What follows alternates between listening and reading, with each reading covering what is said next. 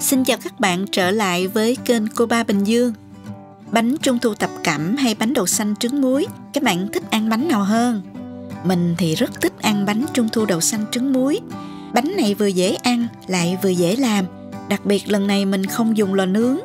Chỉ cần với nồi chiên không dầu, bạn cũng dễ dàng làm được bánh trung thu. Bây giờ mình cùng vào bếp để làm ngay món bánh này nha. Đây là những nguyên liệu cần chuẩn bị, mời các bạn tham khảo. Mình chia làm 2 phần, vỏ bánh và nhân bánh để bạn tiện theo dõi nha. Các bạn cũng có thể xem ở phần mô tả của video nha. Đầu tiên mình làm vỏ bánh nè. Cho vào tô phần nước đường bánh nướng, dầu ăn,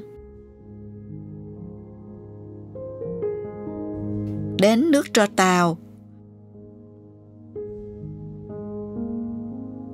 Trộn đều tất cả lên. Nước tro tàu sẽ giúp bánh lên màu đẹp hơn nhờ tạo ra môi trường trung tính. Với lượng ít theo công thức như thế này sẽ phản ứng trung hòa hết và không ảnh hưởng tới sức khỏe, các bạn yên tâm nha. Chỉ lưu ý là trong quá trình sử dụng và bảo quản mình phải cẩn trọng, tránh xa tầm tay trẻ em, tránh môi trường nhiệt, nên đựng trong chai lọ bằng thủy tinh và đánh dấu để nhận biết. Bây giờ mình sẽ rây bột mì đa dụng vào.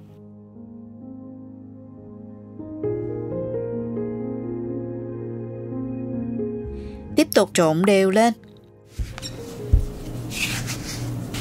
Dùng tay nhào cho đến khi bột mịn. Tùy theo từng loại bột khác nhau sẽ có độ khô nước khác nhau. Nếu mà thấy bột hơi khô, các bạn có thể cho thêm một ít nước đường vào nữa nha.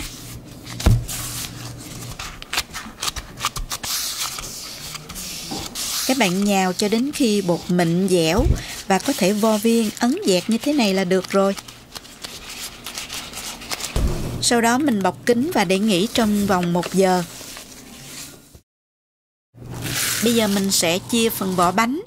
Với bánh 200g nên mình sẽ chia vỏ là 66g.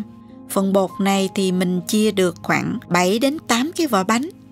Nhớ che đậy phần bột này nếu mà chưa làm tới để tránh phần vỏ bị khô. Bây giờ mình làm phần nhân bánh. Các bạn dùng 240g đậu xanh ngâm qua đêm hoặc ngâm khoảng 4 đến 6 tiếng cho đậu nở. Xong rồi đãi sạch vỏ, rồi cho vào nồi để nấu cho đậu mềm. Mình sẽ cho vào đây khoảng nửa muỗng cà phê muối và cho vào 800ml nước. Mình cho nhiều nước một chút để lát nữa dễ xay đó các bạn.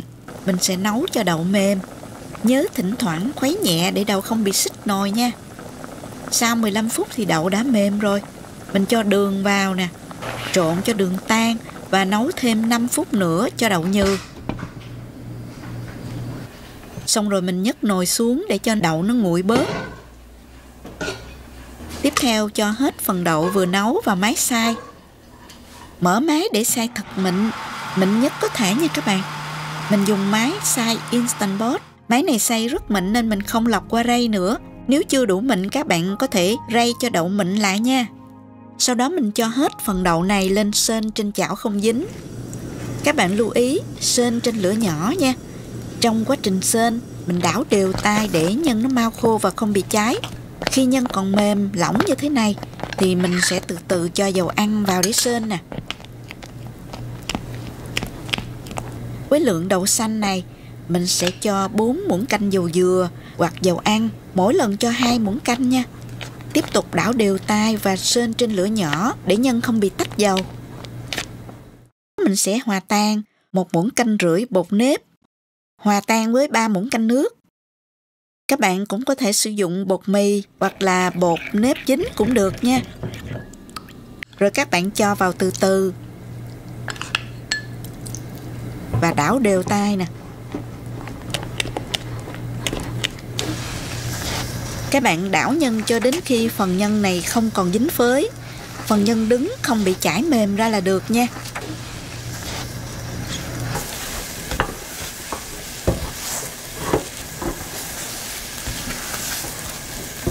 Các bạn nhìn nè, khi mình trộn lên thấy nhân nó chảy rịu xuống như vậy là chưa được đâu nha. Phải trộn thêm xíu nữa. Nhân nó đứng như vậy mới được nè các bạn. Thời gian sên thì khoảng từ 25 đến 30 phút. Xong rồi mình nhấc khỏi bếp để ra tô cho nguội nè. Sau đó mình sẽ chia nhân. Trong lúc chờ nhân đậu xanh nguội thì mình sẽ đi nướng lòng đỏ trứng muối. Rửa lòng đỏ trứng với một ít rượu trắng hoặc rượu mai quế lộ để khử mùi tanh nha. Phết lên một ít dầu mè cho thơm nè. Sau đó cho vào nồi chiên không dầu hoặc lò nướng ở nhiệt độ 170 độ C. Mình sẽ nướng trong vòng 5 phút và để nguyên trong lò thêm 5 phút nữa nha các bạn. Phần nhân đã nguội rồi, bây giờ mình sẽ chia nhân và bọc trứng muối. Nên chia nhân khi còn ấm thì sẽ dễ bắt viên và nhân nó cũng không bị khô nữa. Với bánh trung thu thì mình sẽ chia tỷ lệ nhân 2 nhân 1 vỏ thì vừa và đẹp. Mình làm bánh 200g, tức là 66 gram vỏ và 134 gram nhân đó các bạn.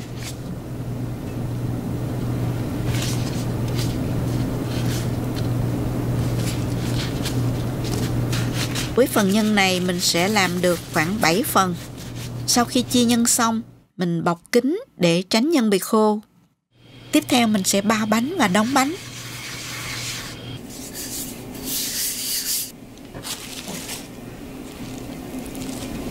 Đầu tiên vo tròn viên bột. Dùng cây cán bột cán mỏng với đường kính vừa phải.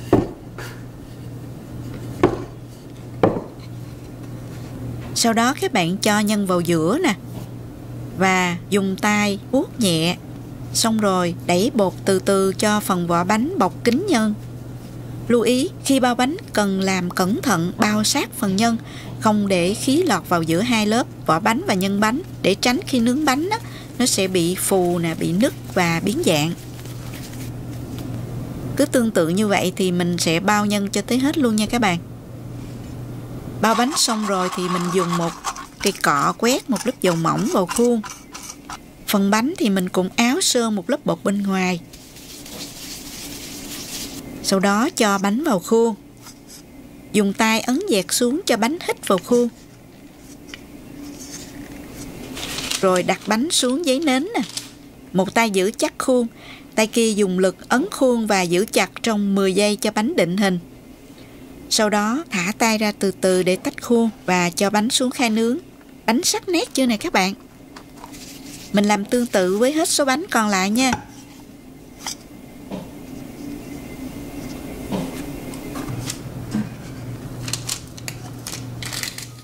Sau khi đóng khuôn xong, mình tiến hành nướng bánh luôn. Hôm nay mình sẽ nướng bánh bằng nồi chiên không dầu. Nồi chiên không dầu của mình là loại có cửa như thế này nè. Các bạn cũng có thể nướng bằng các loại nồi chiên không dầu khác, nhưng luôn nhớ cắm chừng nhiệt độ vì mỗi lò nó sẽ có sự khác nhau nha các bạn. Mình sẽ làm nóng lò ở 200 độ C trong vòng 5 phút.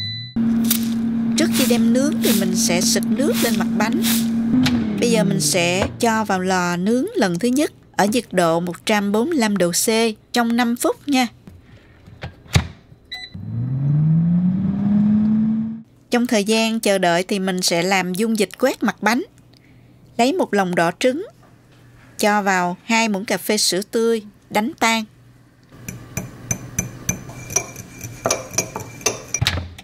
Sau khi nướng bánh xong lần thứ nhất thì mình lấy bánh ra khỏi lò nè. Và mình sẽ để bánh nguội hẳn, rồi lấy một cái cọ mềm, quét một lớp trứng mỏng lên mặt bánh và xung quanh thành bánh.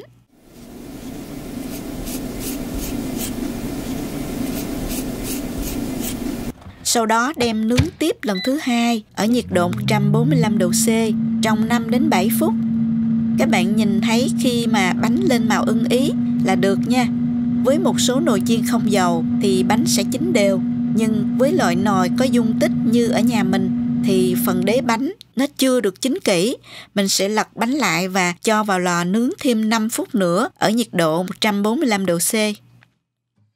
Xong rồi các bạn, vậy là bánh của mình đã nướng xong rồi nè. Mình để nguội và cắt thử cho mọi người xem bên trong nha.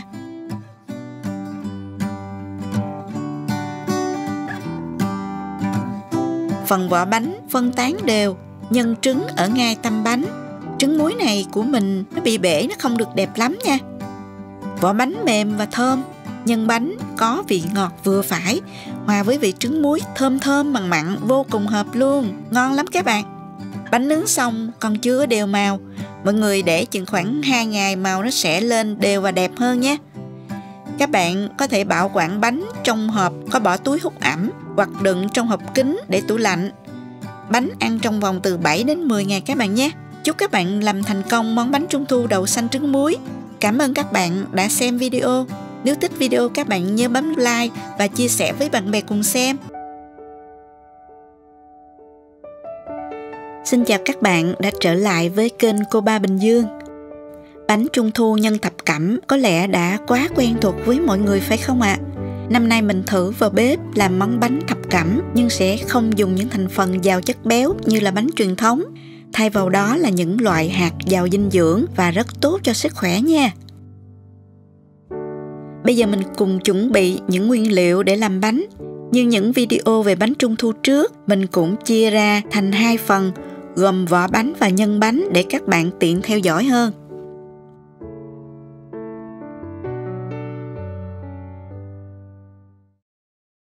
Đầu tiên mình sẽ trộn bột để làm vỏ bánh trước nha các bạn. Mình cho vào thố nước đường bánh nướng nè. Đính dầu ăn. Và nước tro tàu.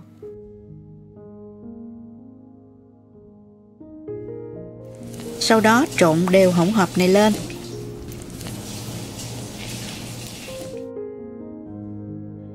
Cuối cùng mình rây bột mì vào. Trộn đều để bột thấm đều hỗn hợp.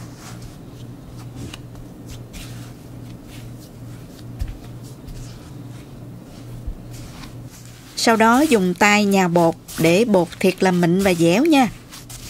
Bạn nào không dùng nước tro tàu có thể tham khảo công thức vỏ bánh, sử dụng baking soda và bơ đậu phộng để thay thế. Link mình để dưới phần mô tả của video nhé. Hỗn hợp bột vo bánh nên như thế này là được nè các bạn.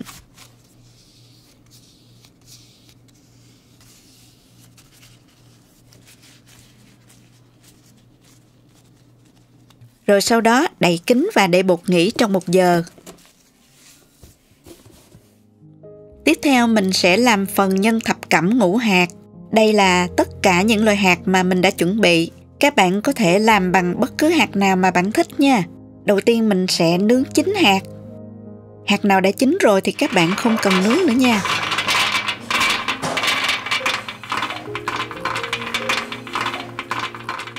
Mình cho các loại hạt còn lại vào để nướng trong lò ở nhiệt độ 150 độ C. Tùy kích thước hạt mà thời gian nướng sẽ lâu hay mau các bạn nhé. Hạt điều, hạt hạnh nhân và hạt ốc chó lớn hơn nên mình nướng từ 12 đến 15 phút. Còn hạt thông thì mình nướng 8 đến 10 phút là được. Các bạn cũng có thể rang trên chảo cũng được nha. Hạt sau khi nướng xong các bạn thử giòn và thơm là chín rồi đó.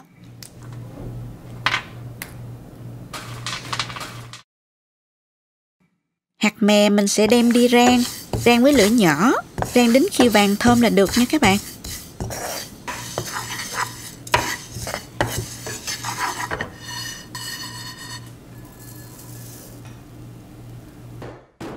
Bây giờ mình sẽ giã nhỏ những hạt này ra nha. Hạt giã nhỏ như hạt lựu là được nha các bạn. Giã xong rồi mình sẽ trộn nhân luôn. Mình trộn hỗn hợp nước trước nè. Cho vào tô mật ong. Đính dầu ăn.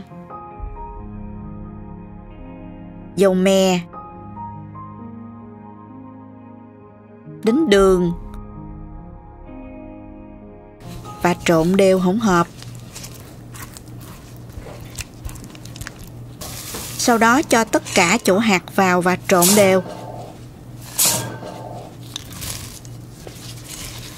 Sau khi trộn xong các bạn cho thêm một ít muối để điều vị, bánh sẽ ngon hơn. Tiếp theo mình cho từ từ đến hết chỗ bột bánh dẻo và trộn đều. Nếu thấy phần nhân vẫn còn khá khô, không bắt thành viên được, các bạn cho từng muỗng nước vào. Nhớ là nước đun sôi để nguội nha. Và các bạn trộn đều cho tới khi mình có thể bắt thành viên tròn như thế này là được. Mình làm bánh 150g với tỷ lệ 2 x 1 vỏ, nên nhân bánh sẽ là 100g. Mình chia được khoảng 10 viên nhân đó các bạn. Bây giờ mình sẽ chia phần vỏ bánh. Vỏ bánh là 50g một phần. Với số bột mình đã trộn, mình làm được khoảng 10 bánh nha các bạn. Sau khi chia vỏ xong, bây giờ mình sẽ đóng bánh.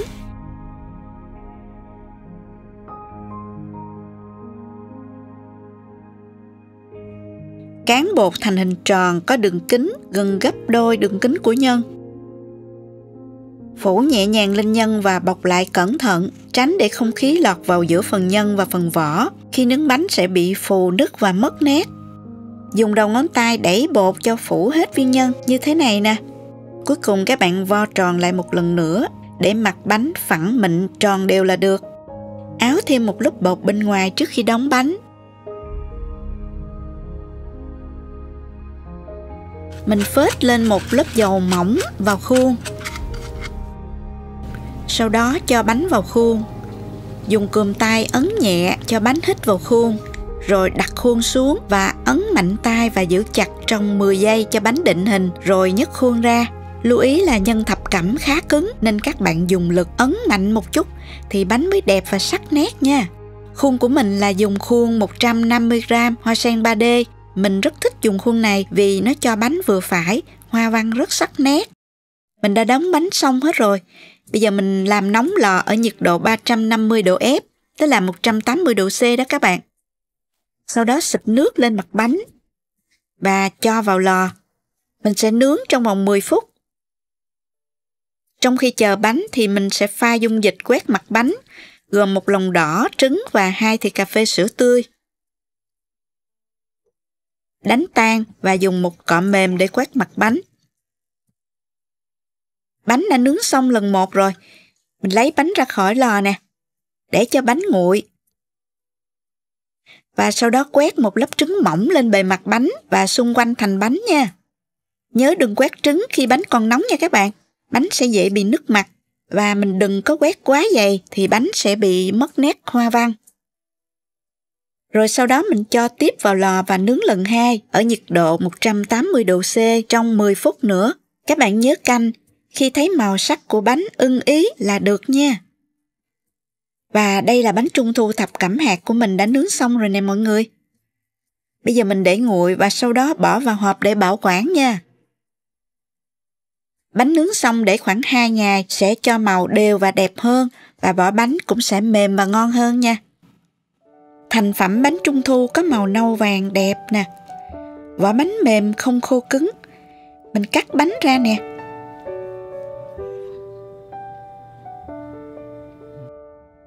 Bánh rất thơm từ các loại hạt và mè. Vỏ bánh và nhân bánh không bị tách lớp. Khi ăn, nhân bánh có chứa nhiều loại hạt, vị bùi bùi béo béo, rất ngon và giàu chất dinh dưỡng nữa đó.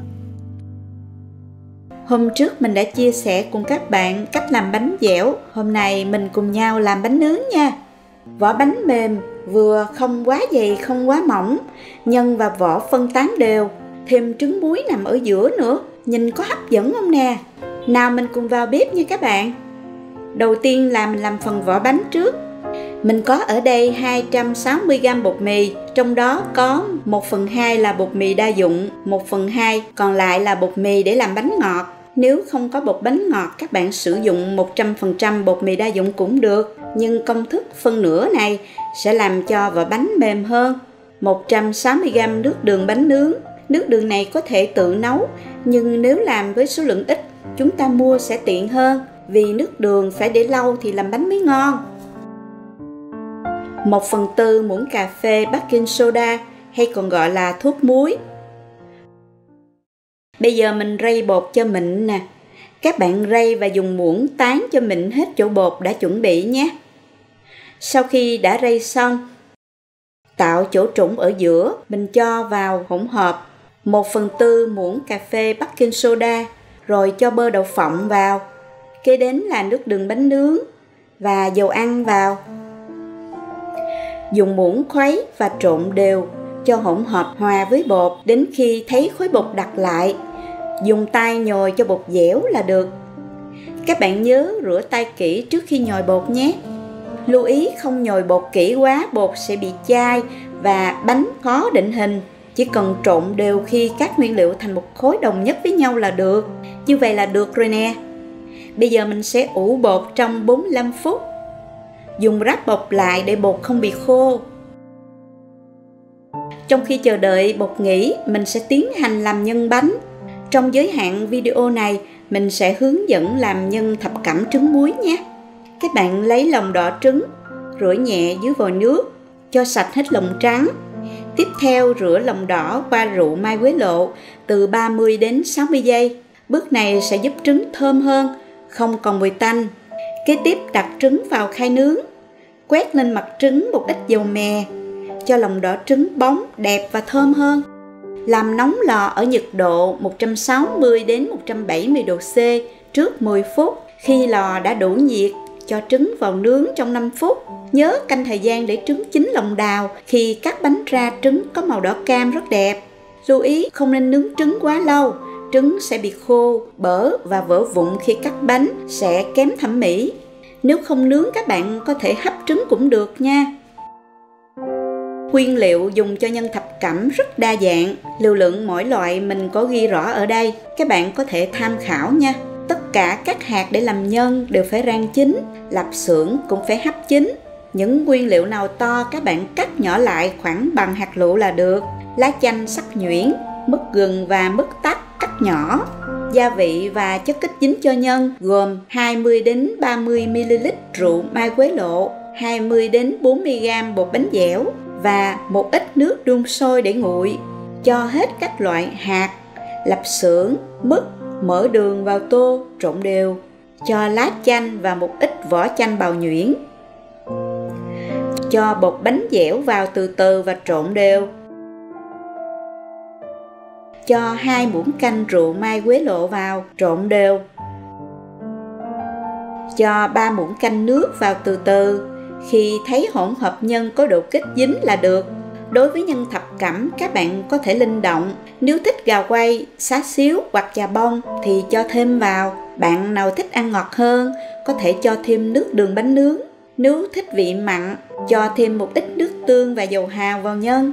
Nên nếm thử nhân cho hợp khẩu vị nhé.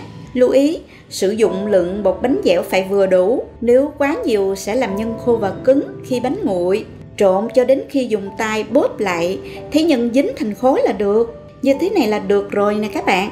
Tiếp theo chúng ta vo viên nhân nhé. Tỷ lệ nhân gấp đôi phần vỏ bánh là đẹp. Với khuôn 200 g, nhân sẽ là 135 g, vỏ sẽ là 65 g. Mình cân phần nhân luôn cả lòng đỏ trứng muối là 135 g cho mỗi viên. Vo tròn nhân và dùng ngón cái ấn tạo lõm sâu ở giữa, cho trứng muối vào. Bóp đều cho nhân lấp kín trứng và vo nhân cho tròn lại là được. Với lượng nguyên liệu này mình làm được 4 viên nhân. Bây giờ mình sẽ làm nhân đậu xanh, mè đen, trứng muối nha. Cách xên nhân đậu xanh mình có chia sẻ trong clip làm bánh dẻo. Các bạn có thể bấm vào link bên dưới phần mô tả của video này để xem nha. Bột đã nghỉ được 45 phút rồi. Giờ mình sẽ bao nhân và đóng khuôn. Với khuôn 200 g, vỏ bánh sẽ là 65 g. Ở đây mình xin nhắc lại tỷ lệ trọng lượng 1 vỏ 2 nhân là vừa và đẹp nha. Xoa một ít bột áo lên mặt phẳng nè. Dùng tay vo tròn khối bột. Đặt khối bột xuống và cán nhẹ từ trong ra ngoài theo hình tròn, bên ngoài mỏng hơn một chút. Đường kính gấp đôi đường kính của viên nhân. Dùng hai tay nhẹ nhàng lấy miếng bột lên, đặt lên lòng bàn tay, cho nhân vào giữa, lật lại cho miếng bột trùm lên viên nhân. Bóp nhẹ cho bột phủ kín nhân và lật trở lại, túm vào vuốt cho bột kín nhân.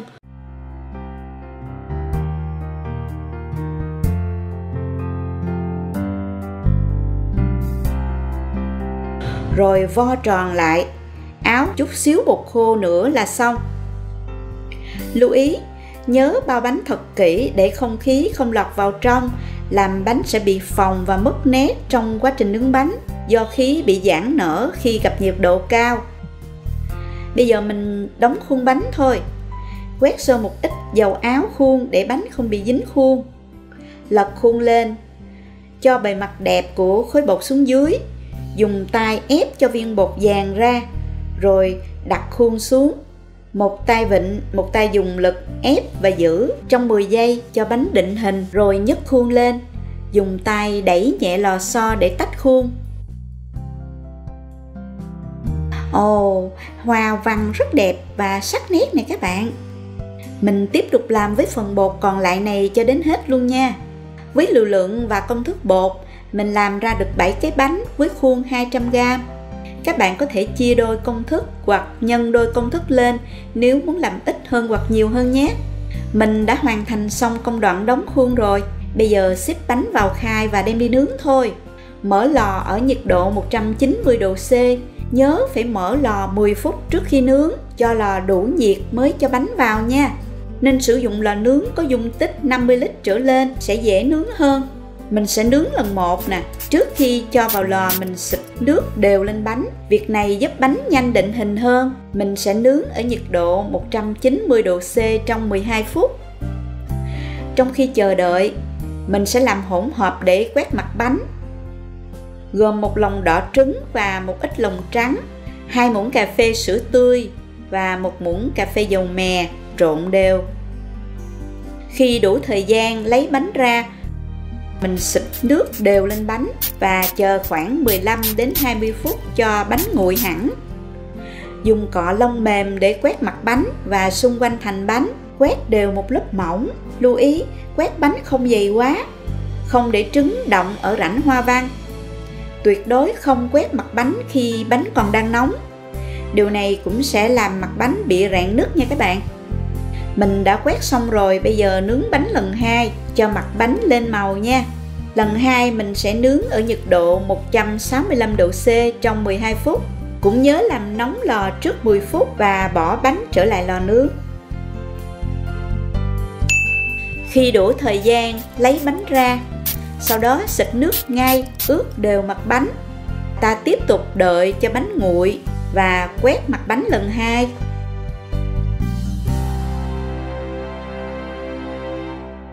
Sau khi hoàn thành quét mặt bánh, mình sẽ cho bánh vào lò và tiếp tục nướng lần thứ 3. Lần này sẽ nướng trong 5 phút với nhiệt độ là 165 độ C. Lưu ý là thời gian nướng này chỉ dùng cho bánh 200g. Nếu bánh nhỏ hoặc lớn hơn, các bạn có thể tăng hoặc giảm thời gian cho phù hợp. Khi thấy bánh vàng đều là được nha. Xong rồi các bạn. Wow, bánh nướng lên màu vàng đẹp quá các bạn ơi. Bây giờ mình lấy bánh ra dĩ cho thoáng nè, tránh bị hầm mặt dưới của bánh và đợi cho bánh nguội hẳn nha. Các bạn nhìn nè, hoa văn vẫn giữ rất sắc nét. Màu vàng của mặt bánh làm hoa văn trông đẹp hơn nữa. Bánh vừa nướng ra có thể màu chưa đều, nhưng khi bảo quản sau 2 ngày, chúng ta sẽ thấy bánh lên màu vàng đậm và đều hơn nữa nha. Vỏ bánh cũng sẽ mềm hơn. Sau 2 ngày cũng là thời gian thích hợp để bắt đầu dùng bánh nhé các bạn.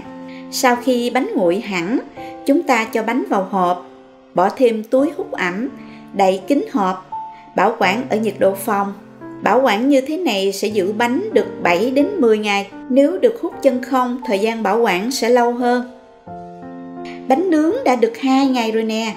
Bây giờ mình sẽ cắt bánh ra, mời mọi người thưởng thức thôi.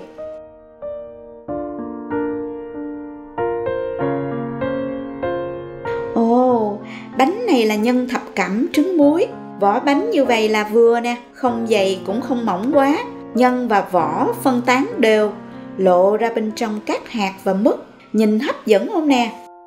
Điểm thêm là màu vàng của mứt tắc, mứt gừng đỏ nữa, trứng muối ở giữa nè. Mình thử ngay thôi. Mời các bạn. Vỏ bánh mềm, thơm. Nhân có độ ngọt vừa, pha xíu mặn mặn, thơm thơm. Độ giòn của hạt, béo của mỡ đường, trứng muối, cay nhẹ của mứt gừng, thoang thoảng mùi tắc và lá chanh. Tất cả hòa quyện tạo nên hương vị rất đặc trưng của nhân thập cẩm quen thuộc. Nghe mùi là nhớ đến Trung Thu ngay. Còn cái này là nhân đậu xanh, mè đen, trứng muối. Vỏ bánh có độ dày cũng rất vừa phải, vừa ôm lấy phần nhân bánh. Bên trong nhân mè đen bao lấy trứng muối, phủ bên ngoài là màu vàng xanh của đậu. Nhân rất thơm mè, vị ngọt vừa, mùi của đậu xanh, béo và mặn mặn của trứng muối nữa, ngon lắm. Chúc các bạn làm thành công và vui Trung Thu thật đầm ấm cùng gia đình. Xin chào các bạn trở lại với kênh Cô Ba Bình Dương.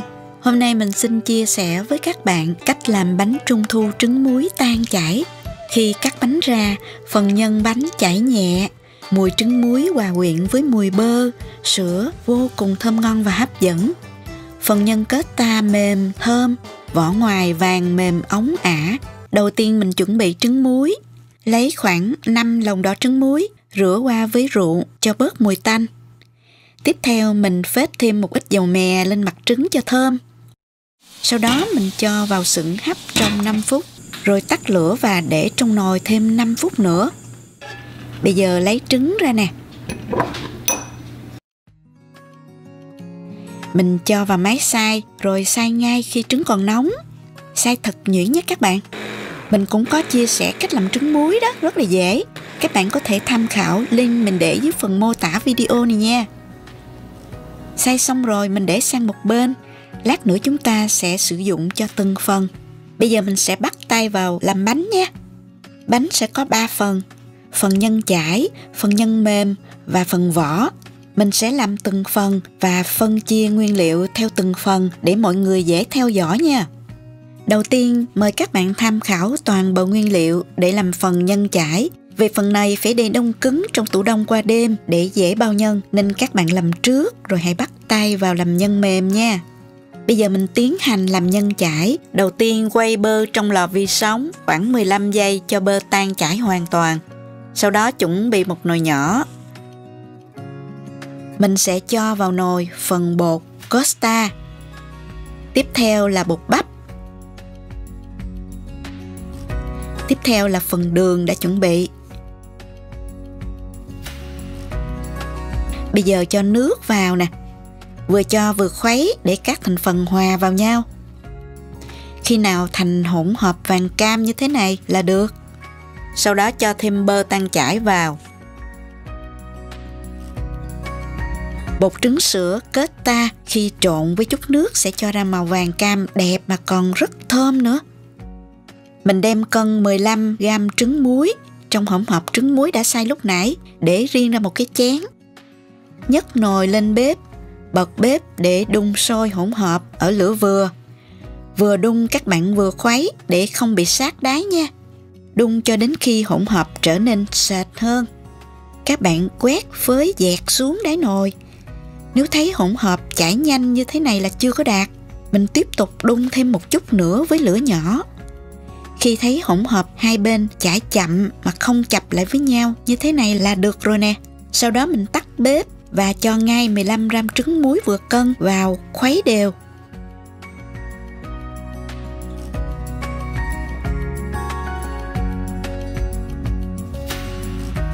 Xong rồi, để qua một bên, đợi cho hỗn hợp này nguội một chút. Trong lúc đó mình chuẩn bị một miếng màng bọc thực phẩm trải lên một mặt phẳng. Sau đó đổ hỗn hợp trứng chảy vào chính giữa. Cẩn thận gập đôi màng bọc lại và dùng một miếng cắt bột bằng nhựa để vén hỗn hợp trứng chảy này thành một thanh dài. Từ từ cuộn lại, xoắn nhẹ hai đầu để hỗn hợp không chảy ra. Bây giờ đem cho vào tủ đông khoảng 1 đến 2 tiếng nha. Và đủ thời gian rồi mình lấy phần nhân trong tủ đông ra. Lúc này phần nhân còn khá mềm. Mình dùng dao cắt thành 12 miếng đều nhau.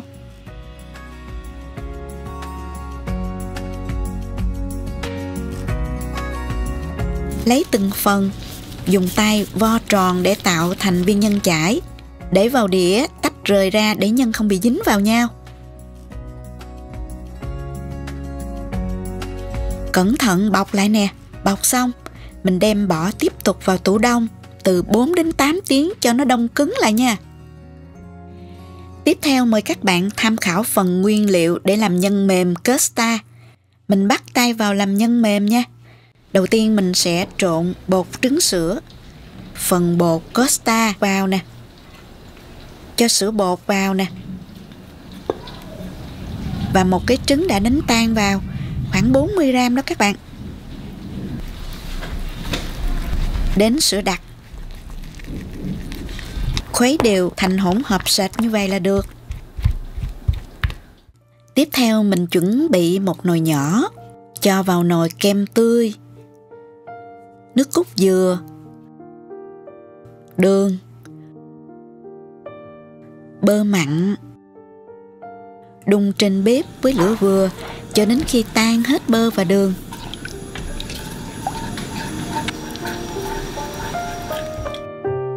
Bây giờ nhấc nồi ra khỏi bếp, rồi đổ ngay hỗn hợp đang nóng này vào chung với hỗn hợp vừa làm khi nãy. Khuấy đều lên nha.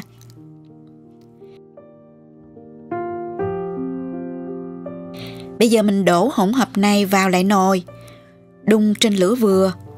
Vừa đun các bạn vừa khuấy cho đến khi hỗn hợp đặc sệt lại như sên nhân đậu xanh vậy đó.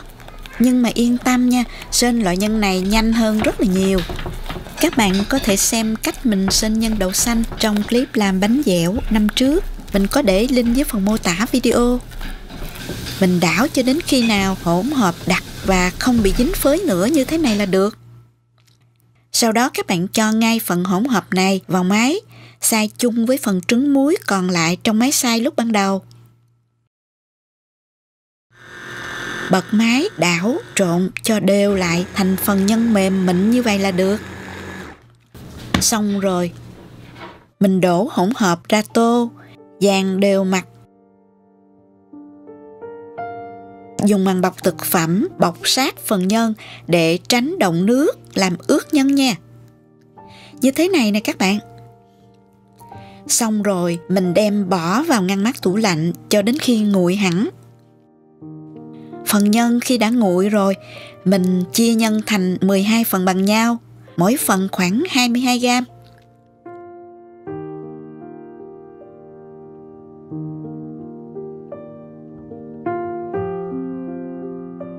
Phần nhân chải cũng đã đông cứng rồi, mình lấy ra để bao nhân luôn, để tránh làm chảy phần nhân ở giữa. Mỗi lần mình chỉ lấy 2 đến 3 viên nhân chải trong tủ đông ra để bao mà thôi.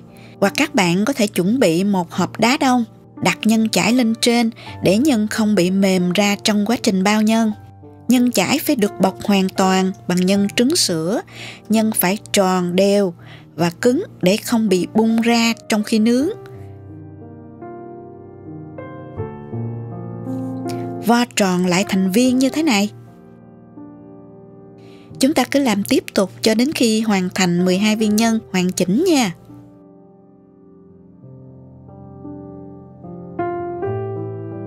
Sau khi bao toàn bộ nhân chải bằng nhân trứng sữa xong, chúng ta sẽ bọc kín và đem cất toàn bộ 12 viên nhân vào trong tủ đông để nhân cứng lại. Khi đó việc bao vỏ bánh sẽ dễ dàng hơn.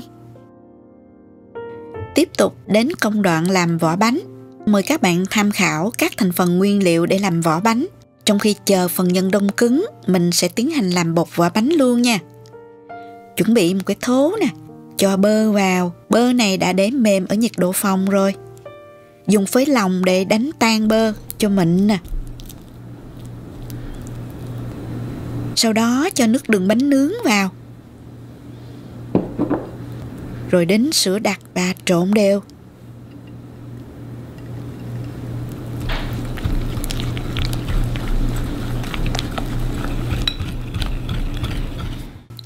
Tiếp đó mình rây bột bắp và bột mì, bột custard. Rây tất cả qua rây như thế này. Sau đó trộn đều lên cho bột thật mịn. Tùy vào từng loại bột khác nhau mà có độ hút nước khác nhau.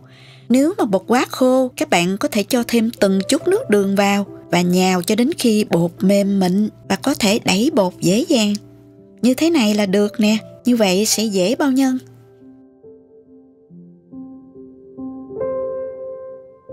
Bọc lại bằng màng bọc thực phẩm và để bột nghỉ trong 20 phút.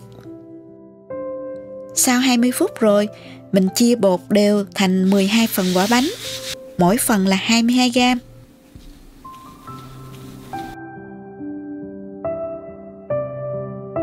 Khi phần nhân đã đông cứng, mình đem ra để bọc vỏ bánh nha. Phần nhân đông cứng thế này thì giúp việc dàn đều vỏ bánh dễ dàng hơn.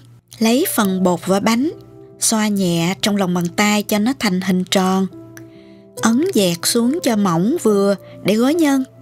Bây giờ mình đặt nhân trứng vào giữa và cẩn thận bao toàn bộ phần nhân lại. Miết bột ở phần cuối để phần bột vỏ bánh bao hoàn toàn nhân nha các bạn. Xong rồi mình vo tròn, kiểm tra phần vỏ để chắc chắn nó đã bao kín nhân và không có vết nứt nào là đạt. Làm tương tự cho đến hết 12 bánh luôn nha.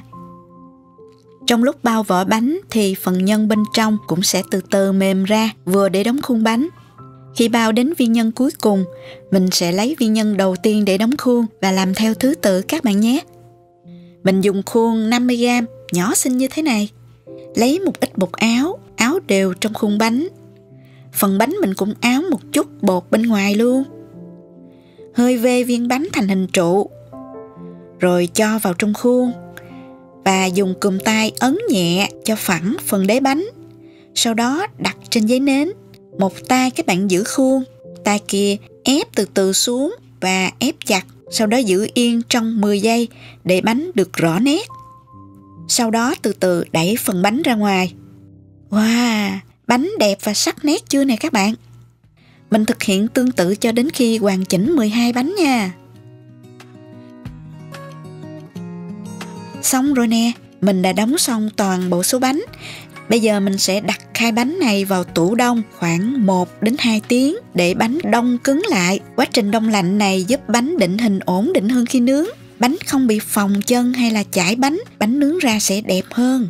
Khi bánh đã đông cứng, mình làm nóng lò ở nhiệt độ 250 độ C, chế độ 2 lửa trên và dưới để giảm nhiệt độ của ngọn lửa dưới và tránh đáy bánh bị giãn nở quá mức và biến dạng. Mình chuẩn bị thêm một cái khay nướng nè và một miếng lót silicon để nướng bánh. Sau đó mình đặt khay bánh lên đây. Bánh mới lấy ra từ tủ đông ra nên nó hơi khô. Mình sẽ xịt lên mặt bánh một chút nước. Bây giờ mình sẽ đem đi nướng nha. Đặt bánh vào khay giữa của lò nướng và nướng ở nhiệt độ 250 độ C trong vòng 5 đến 6 phút. Các bạn nhớ theo dõi mặt bánh cho đến khi lớp vỏ bánh đục lại và khô thì lấy ra ngoài nha. Bánh cần nướng ở nhiệt độ cao và trong thời gian ngắn để làm cứng và chín lớp vỏ bên ngoài, tạo thành lớp vỏ bảo vệ. Đồng thời nhân bánh vẫn ở trạng thái nhiệt độ thấp, tránh làm biến dạng hoặc vỡ vỏ bánh. Trong khi chờ đợi, mình sẽ đi làm hỗn hợp quét mặt bánh.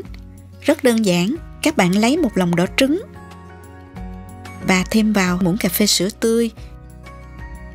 Khuấy đều. Đợi bánh nướng xong 6 phút rồi mình lấy bánh ra ngoài. Mình sẽ dùng một cọ mềm này để quét ngay một lớp mỏng hỗn hợp trứng này lên mặt bánh. Quét đều hết 12 cái bánh luôn nha. Xong rồi, mình để nguội trong vòng 15 phút để giảm nhiệt độ của nhân bánh và tránh cho lớp vỏ ngoài bị ép do giãn nở vì nhiệt. Sau khi nguội, chúng ta quét thêm một lớp mỏng hỗn hợp trứng lên mặt bánh một lần nữa. Tiếp tục đem đi nướng nha. Lần nướng thứ hai mình sẽ nướng ở nhiệt độ 230 độ C trong vòng 3 đến 4 phút cho đến khi các bạn thấy bánh chín và hoa văn hơi sẫm lại, màu bánh vàng hơn là được. Xong rồi mình lấy bánh ra khỏi lò. Để bánh ra khay cho nguội hẳn nha. Bánh mới nướng xong lên màu vàng đẹp và thơm lắm các bạn ơi. Khi bánh đã nguội hẳn, chúng ta đem bảo quản trong ngăn mát tủ lạnh nha. Bánh này bảo quản tủ lạnh ăn sẽ ngon hơn và có thể ăn trong vòng 1 tuần. Khi ăn, mình lấy bánh ra và quay trong lò vi sóng tầm 10 giây để có phần nhân tan chảy nha các bạn. Vậy là bánh trung thu trứng muối tan chảy đã làm xong. Mình cùng lấy bánh ra thưởng thức thôi. Mình cắt bánh ra làm đôi để xem thành quả nè. Xem nè các bạn, nhân trứng muối tan chảy vàng ươm nhìn rất thích mắt. Mùi trứng muối, bơ, sữa tỏa ra rất là thơm luôn. Ăn mà ghiền luôn các bạn ơi. Ai mà thích trứng muối chắc chắn không thể bỏ qua món này đâu nha. Chào các bạn đã quay lại với kênh Cô Ba Bình Dương. Trung thu sắp đến rồi, mình làm bánh dẻo để đãi cả nhà cùng đón Trung thu đi các bạn ơi. Bánh dẻo làm không khó, chỉ cần các bạn chú ý làm kỹ từng khâu một theo hướng dẫn trong video của mình, bảo đảm sẽ thành công ngay từ lần đầu tiên. Nếu thích video, nhớ bấm like và bấm đăng ký, ấn vào cái chuông để theo dõi kênh Cô Ba Bình Dương nha.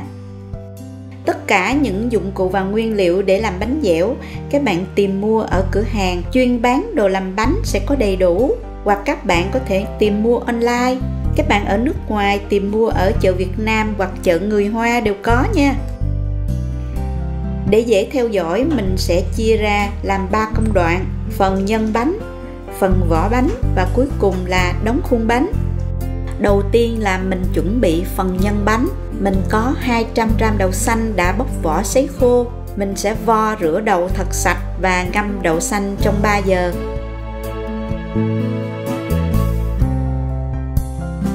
Sau đó cho đậu vào nồi nấu. Cho vào 800ml nước và 1/3 muỗng cà phê muối.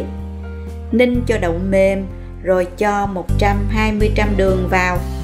Lưu ý nếu cho đường vào trước khi nấu thì đậu dễ bị sượng lắm. Bây giờ mình hạ lửa nhỏ cho đường tan hết nè, và đậu đủ nhừ rồi mình tắt bếp luôn. Khi nấu xong đậu phải sệt như vậy nè để dễ xay và dễ rây đậu. Đợi cho đậu nguội bớt, bỏ vào mát xay nhuyễn. Xong rồi lượt lại qua rây cho mịn. Phần nhân mịn mới dẻo và ngon nha các bạn. Mình sẽ chia ra làm 2 phần bằng nhau để xên nhân. Các bạn dùng chảo chống dính sẽ dễ làm hơn. Cho đậu đã rây vào, mở lửa vừa cho đậu sôi nhẹ nè, và cứ thế trộn đều tay cho nhân từ từ bốc hơi cạn bớt. Lúc này cho vào 2 muỗng canh dầu dừa. Quá trình làm nhân này cũng mất khá nhiều thời gian đó, nó giống như các bạn xên mứt á. Kế đến các bạn hòa tan 5g bột mì hoặc bột nếp chung với 2g bột trà xanh, hòa cùng 3 muỗng canh nước. Cho vào từ từ và trộn đều tay. Tiếp tục xên đều tay với lửa thật nhỏ. Khi trộn lên nếu thấy phần nhân còn chảy rượu xuống như vậy là nhân chưa đạt đâu nha. Các bạn phải xên thêm. Đến khi nào thấy nhân đứng, không còn dính chảo và giá trộn nữa là nhân đã đạt rồi đó. Nó dẻo và mịn như vậy nè các bạn. Thơm mùi trà xanh quá. Thời gian xên khoảng 40 phút cho 100g đậu xanh đó các bạn. Đối với nhân đậu xanh cacao thì mình cũng xên nhân giống như vậy luôn nha. Chỉ thay thế bột trà xanh bằng bột cacao hoặc bột mè đen là được. Các bạn chọn nhân tùy thích và có thể cho thêm mứt bí, hạt dưa vào nhân khi nhân đã xên xong nha. Nếu nhân hạt sen các bạn cũng nấu chín mềm hạt sen và rây nhuyễn rồi xên giống như nhân đậu xanh luôn. Lưu ý, xên nhân cũng giống như xên mứt, không được nóng vội, nhân sẽ bị dễ cháy nè. Lượng dầu và lượng hỗn hợp bột mình sẽ cho vào làm 2 lần khi xên, giúp nhân đều và mịn hơn. Xên nhân phải xên cho tới, giúp nhân không bị thiêu trong thời gian bảo quản, không được giảm bớt lượng đường trong nhân. Nếu đường nhạt quá nhân cũng dễ bị hư, và không ngâm đậu qua đêm, đậu sẽ bị chua, nhân cũng sẽ không ngon và dễ bị thiêu trong quá trình bảo quản. Bây giờ mình đợi cho nhân nguội bớt xíu, rồi các bạn vào viên. Mình làm 2 cỡ bánh, khuôn bánh lớn là 240g, phần nhân sẽ là 90g cho một viên. Khuôn bánh nhỏ là 150g, phần nhân bánh sẽ là 60g cho một viên. Phần nhân nếu bạn nào không có thời gian á, các bạn có thể linh động làm trước và bỏ vào tủ mát. Khi nào làm, lấy ra sên nóng lại trên bếp, nhân sẽ dẻo và ngon như bình thường nha. Vo viên xong các bạn dùng ráp bọc lại để nhân không bị khô. Công đoạn 2 là làm vỏ bánh. Trước khi làm vỏ bánh, chúng ta cần nấu nước đường trước. Mình cho vào nồi 500g đường và 500ml nước, tỷ lệ là 1:1 đó các bạn. Cho vào nửa muỗng tartar là bột chanh đó các bạn. Nếu mà không có thì các bạn có thể cho vào nửa muỗng canh nước cốt chanh, giúp không bị hiện tượng lại đường. Đun với lửa vừa, khuấy nhẹ cho đường tan hết. Khi nước đường sôi đều thì lúc này mình không khuấy nữa nha. Giảm lửa nhỏ vừa, lúc này nước đường vẫn sôi đều. Sau 10 phút tính từ khi nước đường sôi. Mình giảm lửa thật nhỏ để nước đường sôi riu riu. Thêm khoảng 5 phút nữa cho đường tới và nước đường trong lại như vậy là được nè. Rồi bây giờ mình tắt bếp luôn. Mình sẽ chờ cho nước đường thiệt là nguội rồi mới làm được nha. Khi nước đường đã nguội, cho vào 10ml tinh dầu hoa bưởi để tạo mùi thơm đặc trưng cho vỏ bánh dẻo. Bây giờ mình bắt tay vào nhồi bột. Trước khi làm nhớ đeo bao tay vào nha. Vì dù bạn đã rửa tay sạch nhưng trong quá trình nhồi bột, mồ hôi tay sẽ khiến cho bánh mình dễ bị mốc. Bột làm bánh thì mình sử dụng bột bánh dẻo, thành phần là từ bột nếp. Người ta đã xử lý chín bằng máy công nghiệp, xay mịn và đóng gói sẵn. Có thể sử dụng ngay mà không cần nấu hoặc hấp gì cả. Các bạn đọc và làm theo công thức mình ghi trên màn ảnh nha. Dựa vào công thức các bạn có thể gia giảm lượng nhân tùy thích nha. Theo kinh nghiệm thì tỷ lệ nhân chiếm khoảng 35 đến 40% trọng lượng bánh là đẹp. Mình sẽ cho các bạn luôn liều lượng đã tính của hai loại khuôn. Mình dùng cho bánh lớn và bánh nhỏ. Các bạn vui lòng theo dõi trên màn hình nha. Mình dùng một cái tô vừa nè, cân nước đường trước rồi đến bột. Dùng muỗng khuấy đều và cho vào vài giọt dầu hướng dương cho bột mịn mềm hơn. Nếu không có dầu hướng dương, các bạn có thể dùng dầu thực vật khác, từ hạt đều được. Khi mà thấy bột sệt là như vậy nè là được. Ở đây mình tập trung nói đến phần kỹ thuật nhồi bột vỏ bánh và đóng khuôn. Cho bột áo xoa đều lên miếng silicon và cho ngay bột ra giữa. Dùng lực lòng bàn tay miết dài ra phía trước, đẩy bột ra xa rồi thu bột về, miết dứt khoát. Lúc đầu các bạn thấy bột vẫn còn dính trên miếng nhựa. Sau vài lần miết, bột sẽ không còn dính nữa và khối bột trở nên dẻo và mịn.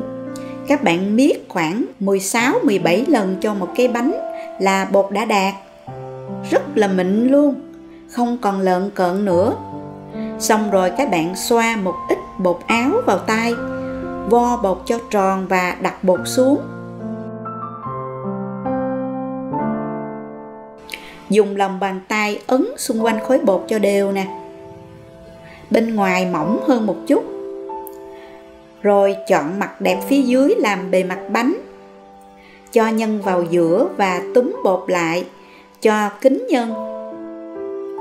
Vo và lắc khối bột cho tròn, áo chút xíu bột khô lên mặt bánh là xong.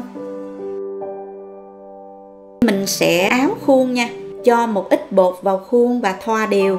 Xong rồi gõ cho bột rớt hết ra. Bây giờ mình đóng khuôn thôi. Đặt bề mặt đẹp của khối bột xuống dưới khuôn. Dùng lực của lòng bàn tay ấn xuống giữa và xoay đều ấn xung quanh vòng khuôn. Xong rồi dùng một ít bột khô. Dùng lực lòng bàn tay miết đều dưới đáy bánh, giúp thành bánh phẳng và vững. Mình sẽ để ở đây cho bột nghỉ khoảng 30 giây đến 1 phút rồi mới tách khuôn. Trong khi chờ đợi mình sẽ tiếp tục làm bánh khác, khoảng 1 phút rưỡi cho một cái bánh. Với cách chia nhỏ công thức này sẽ giúp hạn chế tối đa bánh bị chai bột nè, bột bị khô, bị hột, bị mất nét khi đóng khuôn.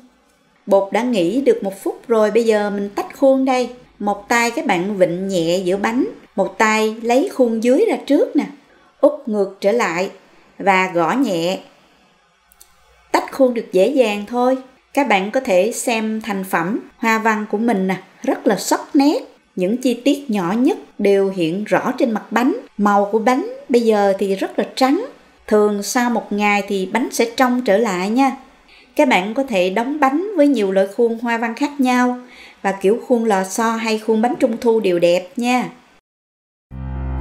Mình đã hoàn thành xong bánh dẻo rồi đây. Các bạn nhìn có đẹp không nè?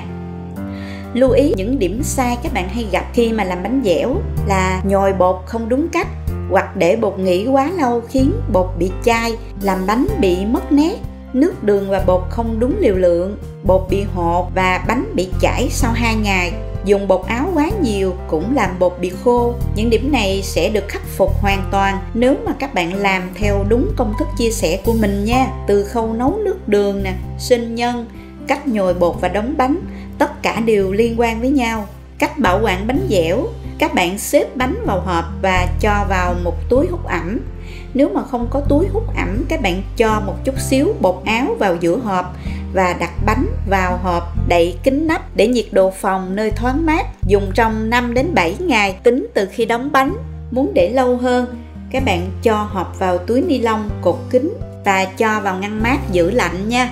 Khi dùng, lấy bánh ra khỏi hộp và quay trong lò vi sóng khoảng 30 đến 40 giây. Bánh sẽ mềm và vẫn thơm ngon các bạn nha. Bây giờ thì mình sẽ thử bánh nha các bạn. Đây là thành phẩm bánh dẻo đã được 2 ngày rồi nè. Các bạn có thể nhìn thấy bột bánh trong lại và hoa văn vẫn sắc nét như mới vừa đóng bánh. Giờ thì mình cắt bánh ra cho các bạn xem bên trong nè. Ồ, bên trong là nhân đậu xanh mè đen, nhân bóng không bị khô và vỏ bánh đều, không có chỗ mỏng chỗ dày nha. Thơm lắm luôn các bạn ơi. Mình cắt thêm một cái bánh nữa nè. Cái này là nhân trà xanh, mình thích ăn lắm luôn đó. Mình dùng thử nha, mời các bạn. Vỏ bánh dẻo rất là thơm mùi hoa bưởi, hòa cùng vị bùi dẻo của đậu xanh, thoang thoảng mùi trà xanh rất là thích và ngon hơn khi dùng chung với tách trà nóng nha. Chúc các bạn làm bánh dẻo thành công và vui Trung thu thật đầm ấm cùng gia đình thương yêu của mình nha. Xin chào các bạn đã quay lại với kênh Cô Ba Bình Dương. Hôm nay mình cùng nhau làm bánh Trung thu nhân sữa dừa nha các bạn. Nhân bên trong có vị ngọt vừa không ngán, béo của dừa và thơm của mè rang nữa. Bánh nhỏ xinh xinh, nhìn có dễ thương không nè. Mình có 260g bột mì, trong đó 1/2 là bột mì để làm bánh ngọt, 1/2 là bột mì đa dụng để cho vỏ bánh được mềm hơn. Các bạn có thể sử dụng 100% bột mì đa dụng cũng được. 160g nước đường bánh nướng, 40g dầu ăn, 1/4 muỗng cà phê baking soda hay còn gọi là thuốc muối, 10g bơ đậu phộng. Rây bột cho mịn trước khi thực hiện trộn bột nha. Sau khi bột đã được rây hết, chúng ta cho tất cả nguyên liệu vào. Dùng tay trộn đều cho đến khi tất cả vừa trở thành một khối đồng nhất là được. Lưu ý không nhồi bột quá nhiều và quá lâu, bột sẽ bị chai và khô, sẽ rất khó định hình khi đóng khuôn bánh nhé. Như vậy là được rồi nè các bạn. Chúng ta sẽ để bột nghỉ trong 30 đến 45 phút, nhớ bọc kín để bột không bị khô. Nguyên liệu cho nhân thì gồm có 600g dừa. Chọn dừa để làm nhân nên chọn dừa hơi rám. Cơm dừa nó có độ dẻo sẽ ngon hơn. Nếu dừa quá cứng, ăn sẽ xảm không ngon. Các bạn có thể nạo sợi hoặc nạo nhuyễn, tùy thích. Hôm nay mình sẽ nạo sợi một nửa, còn một nửa sẽ nạo nhuyễn. Như vậy nhân sẽ kết dính chặt và dẻ hơn khi vo viên. 300g sữa đặc có đường, 300g nước cốt dừa, 70 đến 90g bột bánh dẻo, 90g mè trắng rang, 2 muỗng cà phê hương vani. Các bạn có thể chia nhỏ hoặc nhân đôi công thức nếu làm ít hoặc nhiều hơn nha. Bạn nào thích ngọt hơn có thể cho thêm đường vào khi ướp nhân. Đầu tiên là mình sẽ cho 300g sữa đặc vào trộn cho dừa thấm đều với sữa và sẽ ướp trong 1 giờ.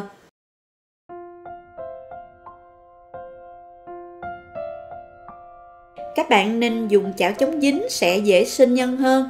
Cho hết lượng nước cốt dừa vào chảo, mở lửa vừa. Khi thấy nước cốt bắt đầu sôi nhẹ, cho hết phần dừa đã ướp vào sên. Trộn đều tay cho nước bốc hơi và nhân từ từ khô lại. Khi thấy nhân bắt đầu khô lại, các bạn giảm lửa nhỏ và vẫn trộn đều cho đến khi nào cọng dừa săn lại, nhân khô và dẻo là đạt. Thời gian sinh nhân thì khoảng 40 đến 45 phút. Xong rồi mình tắt bếp và vẫn trộn đều cho nhân nguội bớt. Cho bột bánh dẻo và mè rang vào từ từ, trộn đều. Bạn nào thích mùi vani, cho vào lúc này luôn nha. Lưu ý, không dùng dừa già quá nhân sẽ xảm không ngon. Lượng nước cốt cho vào sên cũng không nhiều quá. Khi mà sinh lâu thì lượng dầu sẽ làm cho nhân ướt và tươm ra ngoài vỏ bánh, ảnh hưởng đến chất lượng bánh trong quá trình bảo quản. Độ ngọt của nhân thì tùy khẩu vị nha các bạn. Nhưng nếu mà nhạt quá thì nhân cũng sẽ không bảo quản được lâu. Nếu làm nhiều nên chia nhỏ lượng nhân ra sẽ dễ sinh hơn. Thấy nhân kết dính như vậy là đạt rồi nè. Bây giờ mình vo viên luôn. Hôm nay mình làm khuôn 75g, nhân sẽ là 50 và vỏ bánh là 25g. Phần nhân gấp đôi phần vỏ bánh là vừa. Bột đã nghỉ được 45 phút rồi, bây giờ mình sẽ gói nhân và đóng khuôn bánh. Mình sử dụng khuôn bánh là 75g, vỏ sẽ là 25g. Mình cân phần vỏ bánh là 25g nè. Vo tròn bột. Cho một ít bột áo lên mặt phẳng và đặt bột xuống. cán nhẹ từ trong ra ngoài theo hình tròn, bên ngoài mỏng hơn một chút.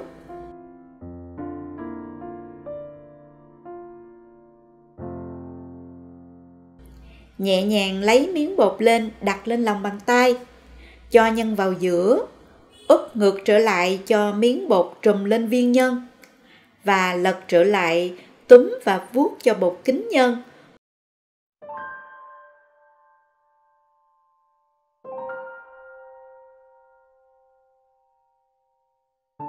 Rồi vo tròn lại, áo xíu bột khô nữa là xong. Lưu ý, nhớ bao bánh thật kỹ để không khí không lọt vào trong, làm bánh phồng và mất nét trong quá trình nướng bánh do khí bị giãn nở khi gặp nhiệt độ cao. Dùng cọ quét nhẹ ít dầu áo để khuôn bánh không bị dính. Nếu dùng khuôn hình vuông, các bạn phải ép sơ viên bột theo hình trụ rồi mới bỏ vào khuôn nhé. Ép nhẹ cho viên bột dàn ra, rồi đặt khuôn xuống và ép giữ trong 10 giây cho bánh định hình. Sau đó nhấc khuôn và đẩy nhẹ lò xo để tách bánh ra. Hoa văn rất sắc nét nè, nhìn dễ thương quá các bạn ơi. Theo kinh nghiệm thì mình thấy đóng khuôn bánh với những loại nhân mềm như đậu xanh, khoai môn, nhân dừa sẽ dễ hơn rất nhiều so với nhân thập cẩm. Các bạn làm như vậy cho đến hết luôn nha. Xong rồi mình xếp vào khay để nướng nè. Cách nướng mình có chia sẻ thật kỹ trong clip bánh trung thu nhân thập cẩm. Các bạn có thể nhấp vào link mình để bên dưới phần mô tả để xem lại nha. Nhưng hôm nay mình làm bánh nhỏ thì thời gian nướng sẽ ít hơn. Mình cũng nướng 3 lần, làm nóng lò 10 phút với nhiệt độ 190 độ C. Xịt nước đều lên mặt bánh trước khi cho vào lò nướng. Nướng trong 10 phút. Trong khi chờ đợi, mình sẽ làm hỗn hợp để quét mặt bánh, gồm có 1 lòng đỏ trứng, 1 ít lòng trắng trứng gà và 2 muỗng cà phê sữa tươi và 1 muỗng cà phê dầu mè. Trộn đều và dùng cọ mềm để quét bánh.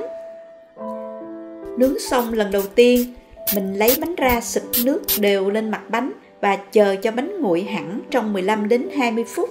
Sau khi bánh nguội, mình tiến hành quét đều mặt bánh bằng hỗn hợp trứng và sữa đã chuẩn bị. Bây giờ mình nướng lần 2 nè, với nhiệt độ 165 độ C trong 7 phút.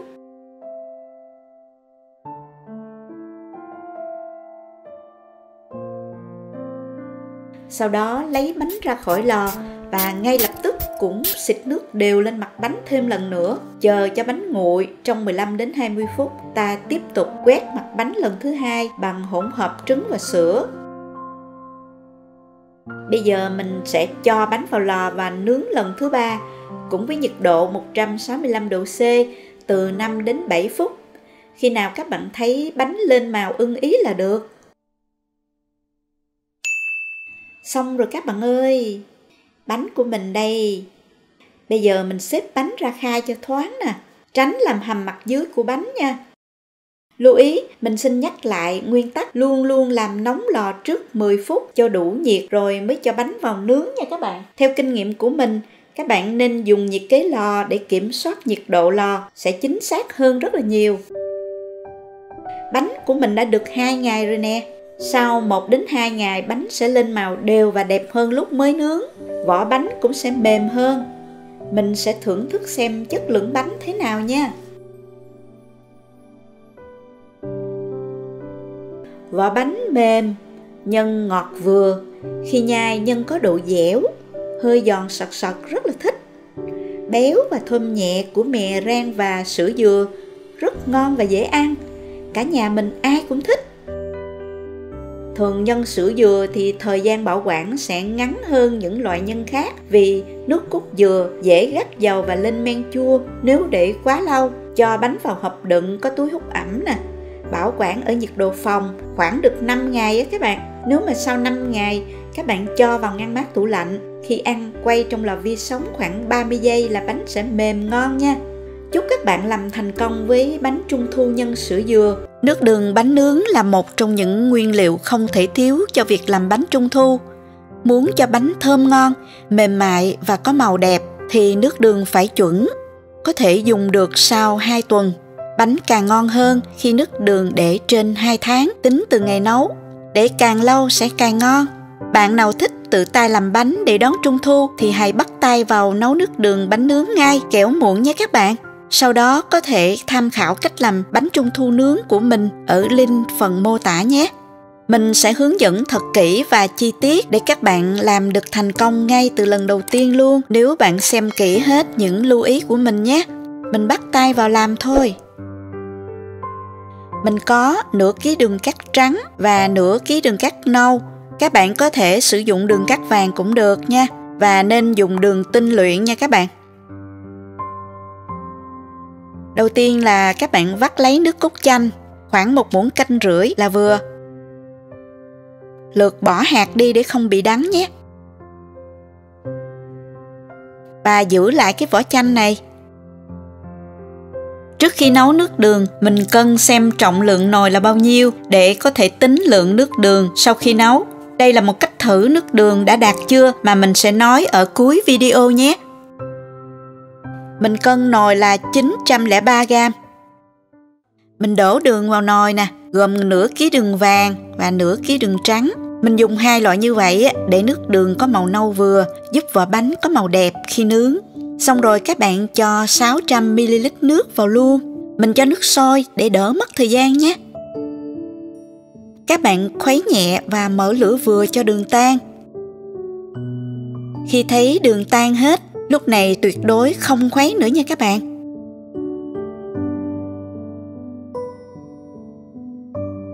Khi nước đường sôi đều khoảng 10 đến 15 phút, các bạn giảm lửa nhỏ và dùng muỗng hớt hết bọt nổi lên mặt.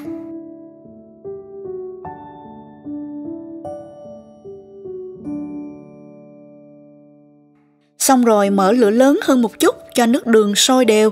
Tránh lửa quá lớn khiến nước đường sôi và tràn ra ngoài nha.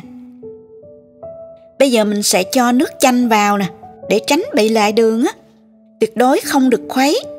Nước chanh sẽ tự hòa tan khi đường sôi. Cho 2 miếng vỏ chanh vào luôn nha. Vỏ chanh sẽ giúp nước đường thơm hơn. Các bạn nên úp vỏ chanh xuống. Các bạn giảm lửa nhỏ nhưng vẫn giữ cho nước đường sôi đều nhé. Trên mặt nước sôi lăn tăn như vậy là được nè.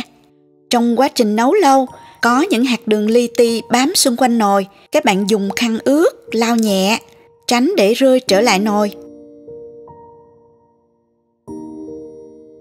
Nhớ thăm chừng và hớt bọt kỹ khi có bọt nổi lên. Cứ như vậy các bạn nhé. Tùy theo độ nóng của bếp mà thời gian nấu có thể thay đổi khác nhau. Dao động khoảng 45 đến 55 phút cho 1 kg đường và 600ml nước. Sau khi nấu từ 40 đến 45 phút tính từ khi nước sôi các bạn nên kiểm tra xem nước đường đã đạt chưa nhé.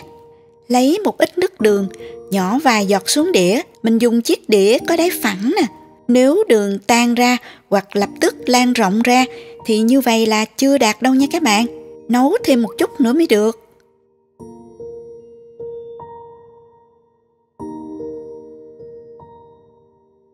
Rồi bây giờ mình sẽ tiếp tục thử nè. Đó, các bạn thấy nước đường chìm xuống và lan ra hình quần tròn trong 1 đến 2 giây là được nè. Như vậy là đạt rồi nè. Chúng ta tắt lửa luôn, nhấc nồi ra khỏi bếp ngay. Nhớ vớt vỏ chanh ra luôn nha. Và bây giờ mình sẽ lấy một ít nước đường nấu thêm nữa để cho các bạn nhìn thấy nước đường nấu quá nhiều là nó như thế nào nhé. Rồi bây giờ mình sẽ nhỏ vài giọt nước đường xuống đĩa nè. Lập tức đường chìm xuống và đặt lại trong nước. Như vậy là đã nấu quá nhiều rồi đó. Nếu lỡ gặp như vậy, có thể khắc phục bằng cách cho thêm nước vào nồi và tiếp tục nấu với lửa nhỏ cho đến khi nước đường đạt nhé. Cách thử thứ hai là các bạn cân lại nồi nước đường đã nấu xong. Bạn cũng có thể dùng cách này để kiểm tra lại lần nữa cho chắc. Mình cân lại nồi nước đường đã nấu là 2059g, trừ đi trọng lượng nồi là 903g lúc đầu. Vậy nước đường của mình là 1156g. Nếu bạn làm đúng liều lượng của mình thì nước đường còn lại khoảng từ 1,1 kg đến 1,2 kg là đạt nhé. Mình đã chia sẻ xong toàn bộ quá trình nấu nước đường để làm bánh trung thu. Khi nấu xong nước đường sánh như vậy nè, giống như mật ong á các bạn. Màu thì giống như màu hổ phách, trong và óng ả, nhìn đẹp không nè? Mình lưu ý các bạn, điều quan trọng nhất của nước đường bánh nướng là nấu sao cho vừa đủ. Nếu nước đường quá loãng sẽ làm cho bột nhão. Khi nướng bánh sẽ bị chảy xệ, không để lâu được. Nước đường quá đặc sẽ làm bột khô, bánh dễ bị nứt mặt hoặc cứng. Và bây giờ mình sẽ chờ cho nước đường gần nguội rồi mới cho vào hũ nhé. Hũ đựng cũng phải tiệt trùng với nước sôi hoặc phơi nắng cho thật sạch và khô nha các bạn. Các bạn nên cho từng vá nước đường vào hũ chứ không nên đổ, vì hạt đường bám quanh nồi sẽ rơi theo và gây ra hiện tượng lại đường.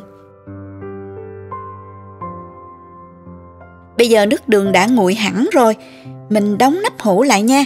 Chỉ cần đậy nắp vừa phải, không cần đậy quá chặt để tránh nước đường lên ga, do axit trong chanh phản ứng với đường khi hũ bị đậy quá chặt, khí trong hũ không thoát ra ngoài được. Sau 2 tuần là dùng được rồi, nhưng để càng lâu, nước đường sẽ càng đậm màu, bánh sẽ càng ngon hơn nha các bạn. Để hũ bên ngoài, nhiệt độ phòng là được. Nếu để trên 6 tháng nên bảo quản trong ngăn mát tủ lạnh các bạn nhé. Thời hạn sử dụng của nước đường lên đến hơn 2 năm. Chúc các bạn có được hũ nước đường như ý và hãy tham khảo ngay công thức làm bánh trung thu của mình để tự tay chuẩn bị cho mùa trung thu năm nay nhé. Có nhiều cách để làm trứng muối và mình cũng đã thử qua. Hôm nay mình xin chia sẻ cách làm trứng muối với nước muối đơn giản mà mình ưng ý nhất. Ưu điểm của cách muối này là trứng không bị quá mặn, lòng đỏ tròn đẹp, có thể muối với số lượng nhiều mà không mất quá nhiều thời gian để bao từng trứng như cách muối khô. Mình nghĩ cách này rất dễ, ai cũng có thể làm được và thành công ngay từ lần đầu tiên. Nào mình cùng bắt tay vào làm ngay thôi. Nếu thích video, đăng ký để ủng hộ kênh Cô Ba Bình Dương nha. Các bạn cũng có thể truy cập website cobabình-dương.com để tham khảo nhiều công thức nấu ăn khác nữa nhé. Chúng ta có thể sử dụng trứng vịt hoặc trứng gà. Hôm nay mình sử dụng trứng gà để muối. Mình dùng 30 quả trứng gà. Khi mua trứng, các bạn cố gắng chọn mua trứng mới thì khi muối, lòng đỏ sẽ chín đều và màu nó cũng đẹp nữa nha. Nếu mua trứng trong hộp thì các bạn nên chọn theo ngày đóng gói mới nhất để mua nhé. Bạn nào ở Việt Nam thường mua trứng ở các chợ truyền thống thì chọn bằng cách nhìn thấy bên ngoài vỏ trứng có màu sáng nè và có một lớp phấn mỏng màu trắng phủ bên ngoài. Và trứng mới khi cầm lên cũng có cảm giác là chắc tay và nặng tay hơn. Cứ 1 lít nước, các bạn sử dụng 250g muối. Hôm nay mình dùng 3 lít là 750g muối. Bây giờ các bạn tham khảo những nguyên liệu khác nhé. Lưu ý là nguyên liệu tạo thơm thì mình chỉ cho lượng vừa đủ, không nên cho quá nhiều, nó sẽ gắt lắm. Nếu không thích, các bạn không dùng cũng được nha. Chuẩn bị một cái hũ đựng cho vừa số trứng. Nếu muốn biết chính xác lượng nước để muối trứng, các bạn xếp trứng vào hũ rồi đổ nước vào ngập trứng. Xong rồi các bạn đổ nước ra và đông lại phần nước. Từ đó tính ra được lượng muối và các nguyên liệu khác cho vừa vặn các bạn nhé. Bây giờ mình sẽ nấu nước muối trước nè. Cho vào nồi 3 lít nước. Cho vào 750g muối. Cho các nguyên liệu tạo thơm vào, gồm có gừng, hồi, quế và thảo quả. Đun sôi cho muối tan hết. Khi muối tan hết rồi, bây giờ các bạn hạ lửa nhỏ xuống và cho sôi thêm 3 phút nữa nha. Xong rồi mình tắt bếp rồi cho đường vào khuấy tan. Mình chờ cho nước thật nguội rồi mới ngâm trứng nha.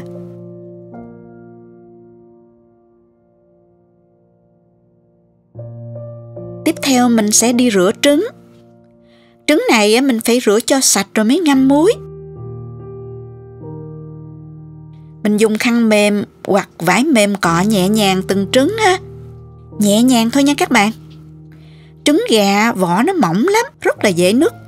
Trong lúc rửa thì mình kiểm tra lại kỹ một lần nữa, xem trứng nào mà bị nứt thì bỏ ra nha. Đừng có cho vô muối, nó sẽ bị hư đấy.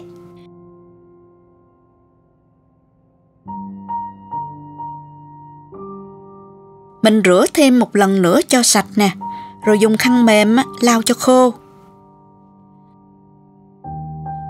Rửa xong rồi mình cho nó vào hũ luôn ha.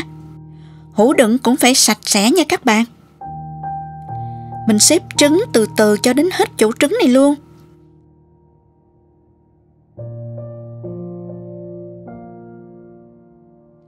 Bây giờ nước đã nguội hẳn rồi. Mình cho vào 50ml rượu trắng vào nè. Khuấy đều lên. Nhớ là khi nước nguội các bạn mới cho rượu vào nha. Nước mà nóng quá đó, rượu nó sẽ bay hơi hết đó. Và mình sẽ cho nước muối vào để muối trứng luôn.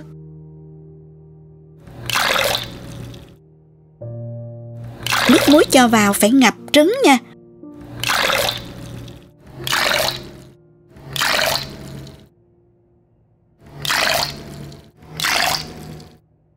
Còn dư lại một ít nước muối mình sẽ cho vào bịch Ziploc nè.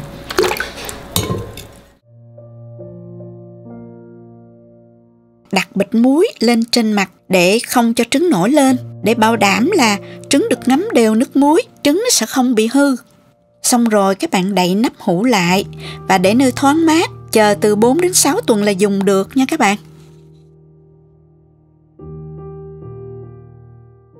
Hũ trứng muối của mình nay là được 4 tuần rồi nè. Các bạn cùng xem thành phẩm với mình nha. Mình sẽ lấy trứng ra hết và đập từng trứng ra để thử.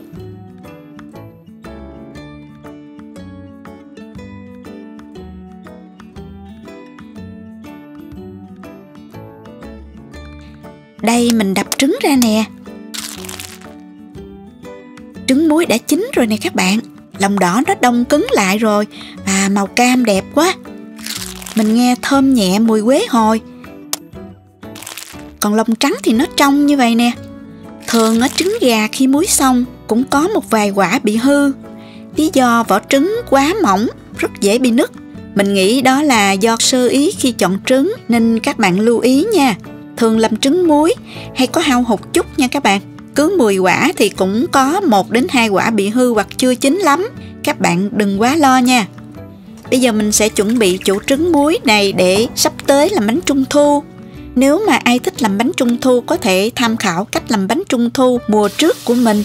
Mình có để link bên phần mô tả video này nha. Bây giờ mình sẽ nói về cách bảo quản trứng muối.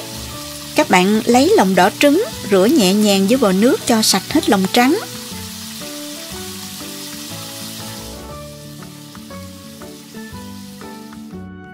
Rồi rửa qua rượu mai quế lộ hoặc rượu trắng cũng được.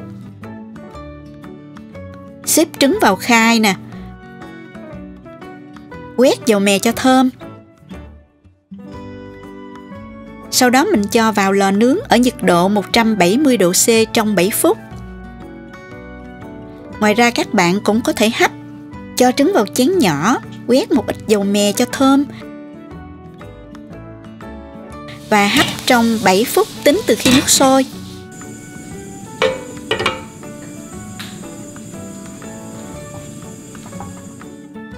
Sau khi thực hiện nướng hoặc hấp xong các bạn chờ cho nó nguội và cho vào hộp đựng và bảo quản trong ngăn mát tủ lạnh được khoảng 2 tháng Nếu để lâu hơn các bạn cho vào ngăn đá nha, thời gian sử dụng lên đến 1 năm luôn đó các bạn. Nếu thích bảo quản nguyên trứng, các bạn luộc trong 15 phút, chờ nguội rồi các bạn dùng ráp bọc lại từng trứng, cho vào hộp đựng và cho vào tủ mát để bảo quản nhé. Chúc các bạn làm trứng muối thật ngon nha. Nếu thấy video hữu ích cho mình một like nhé. Và nhớ đăng ký kênh để xem những clip mới nhất của Cô Ba Bình Dương nhé. Các bạn cũng có thể ghé thăm website cobabình-dương.com để tham khảo các món ăn của mình dưới dạng bài viết nha. Cảm ơn các bạn đã đồng hành và ủng hộ kênh Cô Ba Bình Dương. Chào tạm biệt và hẹn gặp lại.